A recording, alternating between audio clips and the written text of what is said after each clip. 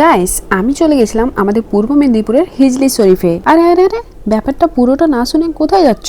চলো তোমাদেরকে ব্যাপারটা পুরোটা বাড়ি থেকে বেরিয়েছিলাম 11:30 নাগাদ। দিনটা ছিল 26শে ডিসেম্বর। আমরা সপরিবারকে নিয়ে চলে গেছিলাম হিজলি শরীফ। আমার শাশুড়ি মা, আমার পিসি, আমার ননদ, আমার আরো দুটো ননদ, ওরা গেছিল গাড়িতে করে, আর আমরা দুজন গেছিলাম বাইকে। এই দেখো, বলতে বলতে পৌঁছে গেলাম পেটুয়া ঘাট। এখন আমরা এপার থেকে ওপার যাব নদী পেরিয়ে। আমার শাশুড়ি মায়ের মুখে শুনেছি বহু বছর আগে এই ঘাটটা নাকি পেরোতে প্রচুর প্রবলেম হতো।